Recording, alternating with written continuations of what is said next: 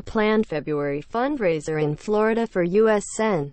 Josh Hawley was canceled Saturday as hotel chain Loews Hotels decided to pull out of the event. The Loews cancellation was among the latest examples of fallout facing Republicans following the Jan. 6 riot at the U.S. Capitol in Washington.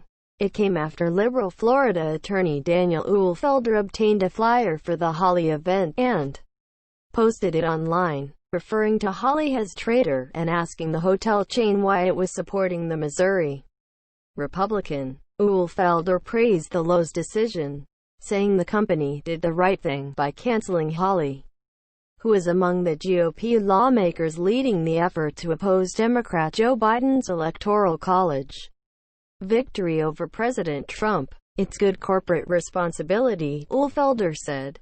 According to the Orlando Sentinel, Loews owns the Portofino Bay Hotel at Universal Orlando, where Hawley was to be the featured guest at a family-oriented event February 12 to 15 organized by Fighting for Missouri, a group that raised more than $272,000 for the senator last year. The Sentinel reported. After Uhlfelder posted the flyer online, Democratic lawmakers and anti-Trump groups put pressure on the hotel chain. The Sentinel reported. The critics included U.S. Rep.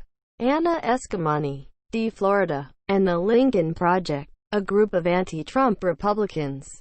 According to the newspaper, Uhlfelder attracted media attention in May when he dressed as the Grim Reaper and visited Florida beaches to shame visitors and criticize Republican Florida Gov. Ron DeSantis for not closing the recreational areas amid the coronavirus pandemic. The lawyer later took criticism himself when he was spotted at crowded George Floyd protests in June. Earlier this month, Hawley lost a deal with publisher Simon & Schuster, which canceled the senator's book, The Tyranny of Big Tech, following the Jan.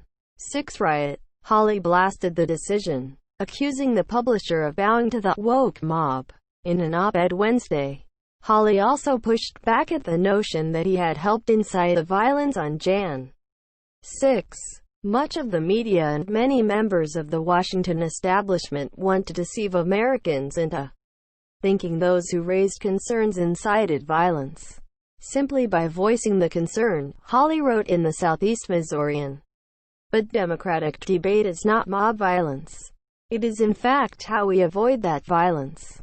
Meanwhile, former staffers of Claire McCaskill, the Democrat whom Hawley defeated for his Senate seat in 2018, have formed a super PAC with an eye toward ousting Hawley in 2024. Politico reported. The anti-Hawley group is called Just Oust Seditious Hacks.